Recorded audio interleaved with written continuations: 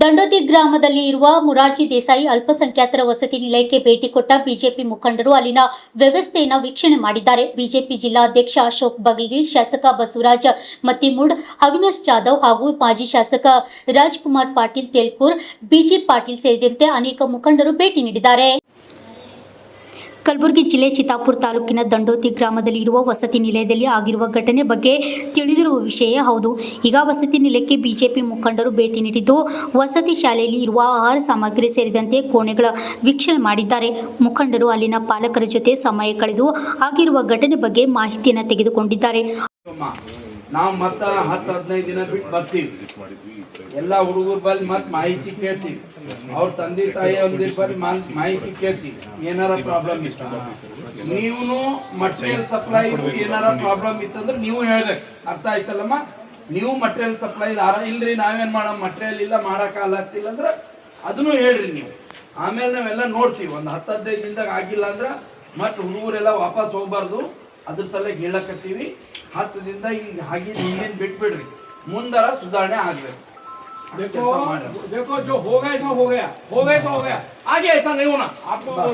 ಅಡುಗೆ ಮಾಡುವ ಸಿಬ್ಬಂದಿಗಳ ಮಾತನಾಡಿದ್ದು ವ್ಯವಸ್ಥೆ ಬಗ್ಗೆ ಕೇಳಿದ್ದಾರೆ.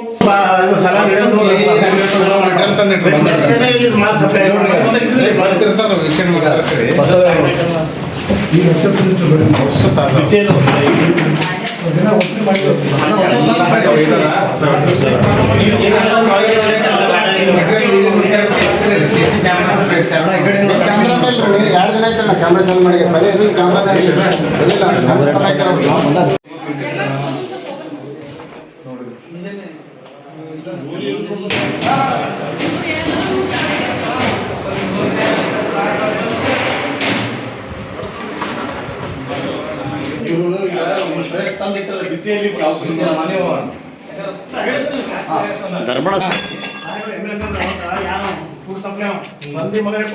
ಇನ್ನು ಈ ಬಗ್ಗೆ ಮಾಧ್ಯಮದವರ ಜೊತೆ ಮಾತನಾಡಿದ ಶಾಸಕ ಅವಿನಾಶ್ ಜಾಧವ್ ಅವರು, ಸಚಿವರು ತಮ್ಮ ಕ್ಷೇತ್ರದ ಕಡೆ ಗಮನ ಕೊಡಬೇಕಾಗಿದೆ. ವಿದ್ಯಾರ್ಥಿಗಳಿಗೆ ಯಾವುದೇ ಸಮಸ್ಯೆ ಆಗದಂತೆ ಹಾಸ್ಟೆಲ್ನವರು ನೋಡಿಕೊಳ್ಳಬೇಕೆಂದು ಹೇಳಿದ್ದಾರೆ. ದಂಡೋತಿಯಲ್ಲಿ ನಾವು ಏನು ಘಟನೆ 3-4 ದಿನ ಹಿಂದೆ ಮುರಾರ್ಜಿ ದೇಸಾಯಿ ಶಾಲೆಯಲ್ಲಿ ಆಗಿತ್ತು, ಮೈನಾರಿಟಿ ಸ್ಕೂಲಲ್ಲಿ ಆಗಿತ್ತು. ನಮ್ಮ ಬಿಜೆಪಿ ತಂಡ ನಾವು ಇವತ್ತು ವಿಸಿಟ್ ಮಾಡಿದ್ದೀವಿ. ವಿಸಿಟ್ ಮಾಡಿ ಏನೇನು ವ್ಯವಸ್ಥೆ ಹೆಂಗಿದೆ, ಯಾಕೆ ಇದಾಯಿತು ಅಂತ ನೋಡೋಕ್ಕಿಲ್ಲಿ ನೋಡಿದಾಗ ಕಳಪೆ ರೇಷನ್ ಇದೆ. ಆಮೇಲೆ ನಮ್ಮ ಗೌಡ್ರು ರಾಜ್ಕುಮಾರ್ ಪಾಟೀಲ್ ಹೇಳ್ದಂಗೆ ಕ್ವಾಂಟಿಟಿ ಎಷ್ಟು ಕೊಡಬೇಕಾಗಿತ್ತು ಅಷ್ಟು ಕ್ವಾಂಟಿಟಿ ಸಿಗ್ತಾ ಇಲ್ಲ. ಮೆನ್ಯೂ ಪ್ರಕಾರ ಸಿಗ್ತಾ ಇಲ್ಲ. ಮಕ್ಕಳಿಗೆ ವ್ಯವಸ್ಥೆ ಇಲ್ಲ, ರೂಮ್ ಸರಿಯಾಗಿಲ್ಲ, ಡೋರ್ ಇಲ್ಲ ಅಂತೆ, ಫ್ಯಾನ್ ಇಲ್ಲ ಅಂತೆ, ನೀರಿಲ್ಲ ಅಂತೆ, ಬಿಸಿ ನೀರು ಸಿಗ್ತಾ ಇಲ್ಲ ಅಂತ. ಇದೆಲ್ಲ ಸಮಸ್ಯೆ ಇದೆ. ಇದನ್ನ ಬರೀ ಈ ಒಂದೇ ಹಾಸ್ಟೆಲ್ ಇದೆ ಅಂತ ಹೇಳ್ತಾ ಇಲ್ಲ, ಬೇರೆ ಕಡೆನೂ ಇದೆ. ಆದರೆ ಇಲ್ಲಿ ಜವಾಬ್ದಾರಿ ಉಸ್ತುವಾರಿ ಸಚಿವರದು ಇರುತ್ತೆ. ಬಂದು ಮೀಟಿಂಗ್ ಮಾಡಬೇಕು, ನೋಡಬೇಕು ಏನೇನು ಈ ಥರ ಕೊರತೆ ಇದೆ ಅದೆಲ್ಲ ಸರಿಪಡಿಸ್ಬೇಕು. ಬರೀ ಅವ್ರ ಕ್ಷೇತ್ರದಲ್ಲಿ ಈ ಥರ ಇದ್ದರೆ ನಮ್ಮ ಕ್ಷೇತ್ರದಲ್ಲಿ ಏನಾಗ್ಬೋದು? ನಮ್ಮ ಸರ್ಕಾರ ಇಲ್ಲ, ಅವ್ರ ಸರ್ಕಾರ ಇದೆ, ಅವ್ರು ಉಸ್ತುವಾರಿ ಸಚಿವರಿದ್ದಾರೆ. ಬರೀ ಉಸ್ತುವಾರಿ ಸಚಿವರು ಬರೀ ಚಿತ್ತಾಪುರದಷ್ಟೇ ಅಲ್ಲ, ಚಿತ್ತಾಪುರದಲ್ಲೇ ಸರಿಯಾಗಿ ಇಟ್ಕೊಂಡಿಲ್ಲ ಅಂತ ಅಂದ್ರೆ ಉಸ್ತುವಾರಿ ಸಚಿವರು ಬೇರೆ ಕಡೆ ಹೆಂಗೆ ಇಡ್ತಾರೆ? ಬ್ಲೇಮ್ ಅಂತಾನು ಮಾಡ್ತಿಲ್ಲ. ಬ್ಲೇಮ್ ನೀವು ಮೀಟಿಂಗ್ ಆದ್ರೂ ತಗೋರಿ, ಮೀಟಿಂಗ್ ಕರೀರಿ, ಎಲ್ಲ ಆಫೀಸರ್ ಕರೆಸ್ರಿ, ನಮ್ಗೆ ಕರೆಸ್ರಿ, ಡಿಸ್ಕಷನ್ ಮಾಡೋಣ, ಪ್ರೋಗ್ರೆಸಿವ್ ಡೆವಲಪ್ಮೆಂಟ್ ಮಾಡೋಣ. ಬರೀ ಟೀಕೆ ಮಾಡೋದು ಮತ್ತೆ ನೀವು ಫಸ್ಟ್ ಕ್ಷೇತ್ರದ ನೋಡಿ, ಕ್ಷೇತ್ರ ನಿಮ್ಮ ಜಿಲ್ಲೆದು, ರಾಜ್ಯದ ಅಭಿವೃದ್ಧಿ ಅದಕ್ಕೆ ಪ್ರಯಾರಿಟಿ ಕೊಡಬೇಕು. ಅದಾದ್ಮೇಲೆ ನೀವು ಹೋಗಿ ಇಂಟರ್ನ್ಯಾಷನಲ್ ಹೋಗಿ, ಬೇರೆ ವಿಷಯಕ್ಕೆ ಹೋಗಿ, ನಮ್ಗೇನು ಅಭ್ಯಂತರ ಇಲ್ಲ. ನಿಮಗೂ ಫ್ರೀಡಮ್ ಆಫ್ ಸ್ಪೀಚ್ ಇದೆ, ಅದಕ್ಕೆ ಕೆಲಸ. ನಾವಿಲ್ಲಿ ಸಂವಿಧಾನ ಅಡಿಯಲ್ಲಿ ನಾವು MLA ಮಿನಿಸ್ಟರ್ ಆಗಿದ್ದೀವಿ. ಫಸ್ಟ್ ಆದ್ಯತೆ ನಮ್ಮ ಪ್ರಜೆಗೆ ಕೊಡಬೇಕು. ಅದಕ್ಕೆ ನಾವು ವಿನಂತಿ ಮಾಡ್ತೀವಿ.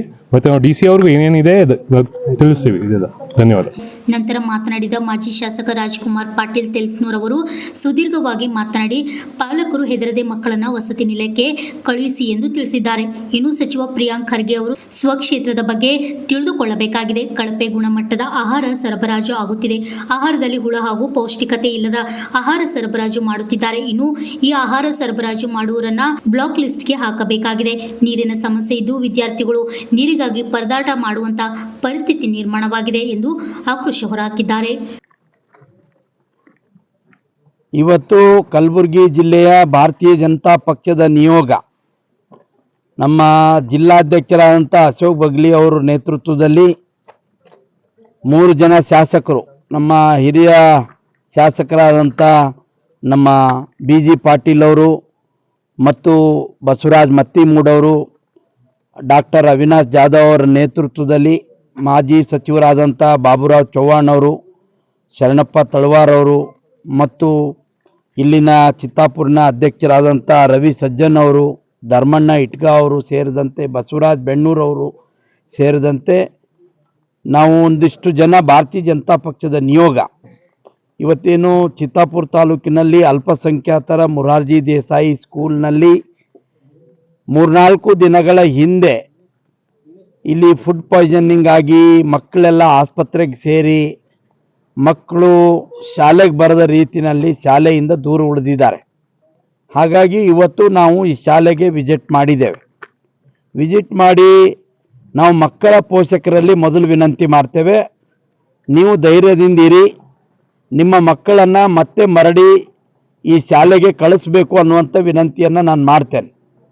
ಯಾಕೆ ಅಂದರೆ ಈಗಾಗಲೇ ಮೊನ್ನೆ ನಡೆದಿರುವಂಥ ಘಟನೆ ಇಡೀ ರಾಜ್ಯದ ಜನರ ಕಣ್ಣನ್ನು ತೆರೆಸಿದೆ. ನಮ್ಮ ರಾಜ್ಯಾಧ್ಯಕ್ಷರು BY ವಿಜಯೇಂದ್ರ ಅವರು ಕೂಡ ಜಿಲ್ಲೆಯ ಎಲ್ಲ ಅಧಿಕಾರಿಗಳ ಜೊತೆ ಮಾತಾಡಿದ್ದಾರೆ, ನಾವು ಕೂಡ ಮಾತಾಡಿದ್ದೇವೆ. ಈಗ ಜಿಲ್ಲಾಧಿಕಾರಿಗಳ ಜೊತೆ ಕೂಡ ಮಾತಾಡಿಬಿಟ್ಟು ಇಲ್ಲಿ ಯಾವ ರೀತಿಯ ವ್ಯವಸ್ಥೆಗಳ ಕೊರತೆ ಆಗಿದೆ, ಲೋಪ ಆಗಿದೆ ಅನ್ನೋಂಥದ್ರ ಪಟ್ಟಿಯನ್ನು ಕೂಡ ನಾವು ಕೂಡ ಮಾಡಿದ್ದೇವೆ. ಅದನ್ನು ಮಾನ್ಯ ಜಿಲ್ಲಾಧಿಕಾರಿಗಳಿಗೆ ನಾವು ನಾಳೆ ನಮ್ಮ ಭಾರತೀಯ ಜನತಾ ಪಕ್ಷದ ತಂಡ ಹೋಗಿಬಿಟ್ಟು ಏನೇನು ಲೋಪ ಆಗಿದೆ ಅನ್ನೋಂಥದ್ದು ಒಂದು ಪಟ್ಟಿಯನ್ನು ಮಾಡಿದ್ದೇವೆ.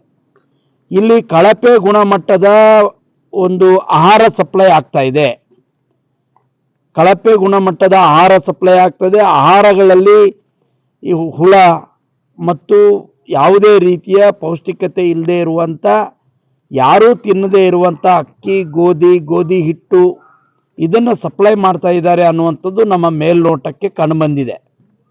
ಇದನ್ನು ತಕ್ಷಣವೇ ಯಾರು ಫುಡ್ ಸಪ್ಲೈಯರ್ ಇದ್ದರೂ ಅವರನ್ನು ಬ್ಲಾಕ್ ಲಿಸ್ಟಿಗೆ ಹಾಕಬೇಕು, ಅವರಿಂದ ಫುಡ್ ಸಪ್ಲೈಯನ್ನು ಸಂಪೂರ್ಣವಾಗಿ ನಿಲ್ಲಿಸಿ ಹೊಸ ವ್ಯಕ್ತಿಗೆ ಜವಾಬ್ದಾರಿಯನ್ನು ಕೊಡಬೇಕು ಫುಡ್ ಸಪ್ಲೈ. ಹಾಗೆ ಇಲ್ಲಿ ಕುಡಿಯೋ ನೀರಿನ ವ್ಯವಸ್ಥೆ ಸಂಪೂರ್ಣವಾಗಿ ಹದಗೆಟ್ಟಿದೆ, ಯಾವುದೇ ರೀತಿಯ ಸ್ವಚ್ಛವಾದ ಕುಡಿಯೋ ನೀರಿಲ್ಲ. ಇಲ್ಲಿ ಫಿಲ್ಟರ್ ಇದ್ದರೂ ಕೂಡ ಅದರ ಉಪಯೋಗ ಕಳೆದ ಹಲವಾರು ವರ್ಷಗಳಿಂದ ಆಗ್ತಾ ಇಲ್ಲ. ಆ ಫಿಲ್ಟರ್ ರಿಪೇರಿ ತಕ್ಷಣ ಆಗಬೇಕು. ಶುದ್ಧ ಕುಡಿಯೋ ನೀರಿನ ವ್ಯವಸ್ಥೆ ಮಕ್ಕಳಿಗೆ ತಕ್ಷಣ ಆಗಬೇಕು ಅನ್ನುವಂಥದ್ದು ಕೂಡ ನಾವು ಆಗ್ರಹ ಮಾಡ್ತೇವೆ. ಅದರ ಜೊತೆಗೆ ಆಹಾರ ಮಾಡಲಿಕ್ಕೇನು ಉಪಯೋಗಿಸ್ತಕ್ಕಂಥ ನೀರಿದೆ ಅದು ಓಪನ್ ವೆಲ್ನಿಂದ ಬರ್ತಾ ಇದೆ, ಅಂದರೆ ಬೋರ್ವೆಲ್ನಿಂದ ಅಲ್ಲಿ ನೀರು ಸಂಗ್ರಹ ಆಗಿ ಅದು ಕಳೆದ 3-4 ವರ್ಷಗಳಿಂದ ಅಲ್ಲಿ ನೀರನ್ನು ಶುದ್ಧ ಮಾಡಿಲ್ಲ. ಅಶುದ್ಧವಾದ ನೀರು ಯಾವುದು ಆ ಬಾವಿಯಲ್ಲಿ ನೀರು ಬೀಳ್ತಾ ಇದೆ, ಸಂಗ್ರಹ ಮಾಡ್ತಕ್ಕಂಥ ತೊಟ್ಟಿ ಇದೆ, ಆ ತೊಟ್ಟಿ ಗಲೀಜಾಗಿದೆ. 4-5 ವರ್ಷಗಳಿಂದ ಅದು ಸ್ವಚ್ಛ ಮಾಡಿಲ್ಲ. ಅಲ್ಲಿ ಹಲವಾರು ಕ್ರಿಮಿ ಕೀಟಗಳು ಬಿದ್ದು ಸತ್ತೋಗಿದ್ದಾವೆ, ಅವುಗಳನ್ನು ತೆಗೆಯುವಂಥ ಕೆಲಸ ಕೂಡ ಮಾಡಿಲ್ಲ. ಅದೇ ನೀರನ್ನು ಮರಳಿ ಅದನ್ನು ನಳಕ್ಕೆ ಬಿಟ್ಕೊಂಡು ಆ ಅಡಿಗೆ ಮಾಡ್ತಕ್ಕಂಥ ಕೆಲಸ. ಇದರಿಂದ ನೀರು ಕಲುಷಿತ ಆಗಿದ್ದು ಮೊದಲನೇದು. ಎರಡನೇದು ಕಲಬೆರಕೆ ಆಹಾರ, ಸ್ವಚ್ಛವಾಗಿರದೇ ಇರುವಂಥ ಆಹಾರದ ಸಪ್ಲೈ. ಅದರ ಜೊತೆಗೆ ವಾರ್ಡನ್ ನಿರಂತರವಾಗಿ ಲೂಟಿ ಬಂದಿರುವಂಥ ಆ ಆಹಾರವನ್ನು ಕೂಡ ಲೂಟಿ ಮಾಡಿಬಿಟ್ಟು ಅಡುಗೆ ಮಾಡೋಂಥವರಿಗೆ ಸರಿಯಾದ ಪ್ರಮಾಣದಲ್ಲಿ ಆಹಾರವನ್ನು ಒದಗಿಸ್ತಾ ಇಲ್ಲ. ಅಕ್ಕಿ, ಹಿಟ್ಟು, ಬೇಳೆ, ಹಾಲು ಸೇರಿದಂತೆ ಎಣ್ಣೆ ಮತ್ತು ತರಕಾರಿಗಳು, ಎಗ್ಗು, ನಾನ್ ವೆಜ್ಜು ಏನೇನು ಒಬ್ಬ ವಿದ್ಯಾರ್ಥಿಗೆ ಎಷ್ಟು ಕೊಡಬೇಕು, ಎಷ್ಟು ಪ್ರಮಾಣದಲ್ಲಿ ಕೊಡಬೇಕೋ ಅದನ್ನು ಕೊಡ್ತಾ ಇಲ್ಲ. 10 ವಿದ್ಯಾರ್ಥಿಗಳಿಗೆ ಕೊಡಬೇಕಾದಂಥದ್ದನ್ನು 50 ವಿದ್ಯಾರ್ಥಿಗಳಿಗೆ ಕೊಡ್ತಕ್ಕಂಥ ಕೆಲಸ ಮಾಡ್ತಾ ಇದ್ದಾರೆ. 40 ವಿದ್ಯಾರ್ಥಿಗಳದ್ದು ಲೂಟಿ ಮಾಡ್ತಾ ಇದ್ದಾರೆ. 100 ವಿದ್ಯಾರ್ಥಿಗಳಿಗೆ ಎಷ್ಟು ಬರಬೇಕಾಗಿತ್ತು ಅದರಲ್ಲಿ 20 ವಿದ್ಯಾರ್ಥಿಗಳಿಗೆ ಸಪ್ಲೈ ಆದಂಥ ಫುಡ್ನಲ್ಲಿ ಮಾತ್ರ ಆಹಾರ ಮಾಡ್ತಾ ಇದ್ದಾರೆ. ಉಳಿದ 80% ಲೂಟಿ ಮಾಡ್ತಕ್ಕಂಥ ಕೆಲಸ ನಡೀತಾ ಇದೆ. ಲೂಟಿನಲ್ಲಿ ಇಲ್ಲಿರುವಂಥ ಹಾಸ್ಟೆಲ್ ವಾರ್ಡನ್ಗಳು ಇನ್ವಾಲ್ವ್ ಆಗಿದ್ದಾರೆ, ಅಲ್ಪಸಂಖ್ಯಾತರ ಇಲಾಖೆಯ ಜಿಲ್ಲಾಧಿಕಾರಿಗಳು, ತಾಲೂಕಾಧಿಕಾರಿಗಳು ಇದರಲ್ಲಿ ಇನ್ವಾಲ್ವ್ ಆಗಿದ್ದಾರೆ, ಮತ್ತು ಫುಡ್ ಸಪ್ಲೈಯರ್ ಇದರಲ್ಲಿ ಇನ್ವಾಲ್ವ್ ಆಗಿದ್ದಾರೆ. ಕಾಣದ ಕೈಗಳು ಅವರಿಗೆ ಬೆಂಬಲ ಕೊಡ್ತಾ ಇದ್ದಾವೆ. ಇದೆಲ್ಲ ನೋಡ್ಕೊಂಡಿರುವಂತ ಪ್ರಿಯಾಂಕಾ ಖರ್ಗೆ ಅವರು ನೀವು ಯಾಕೆ ಸುಮ್ಮನೆ ಕೂತಿದ್ದೀರಿ ನಾನು ಕೇಳ್ತೇನೆ. ಇಲಿ ಮೇಲೆ ಬ್ರಹ್ಮಾಸ್ತ್ರ ಬಿಟ್ಟರೆ ಆಗೋದಿಲ್ಲ. ಸುಮ್ಮನೆ ಏನೋ ಇಲ್ಲಿರುವಂತ ವಾರ್ಡನ್ನು ಪ್ರಿನ್ಸಿಪಾಲ್ನ ಸಸ್ಪೆಂಡ್ ಮಾಡಿ ಮನೆಗೆ ಕಳಿಸಿದ್ರಿ. ಅವ್ರದ್ದೇನು ತಪ್ಪಿದೆ ಸ್ವಾಮಿ? ನೀವು ನಿಮ್ಮ ಹಿಂಬಾಲಕರು ಆಹಾರ ಸಪ್ಲೈ ಮಾಡ್ತಾ ಇದ್ದಾರಲ್ಲ, ಅವ್ರು ಎಂತ ಆಹಾರ ಕೊಟ್ಟಿದ್ದಾರೆ ಅದನ್ನು ಬಾಯಿ ಮುಚ್ಕೊಂಡು ಅದನ್ನ ಬೇಯಿಸಿ ಕೊಡ್ತಕ್ಕಂಥ ಕೆಲಸ ಮಾಡ್ತಾ ಇದ್ದಾರೆ. ಆ ಯಾರು ಆಹಾರ ಸಪ್ಲೈ ಮಾಡ್ತಾ ಇದ್ದಾರೆ ಅವರನ್ನ ಬ್ಲ್ಯಾಕ್ ಲಿಸ್ಟ್ ಅಲ್ಲಿ ಇರಬೇಕು, ಅವ್ರ ಮೇಲೆ FIR ಆಗಬೇಕು.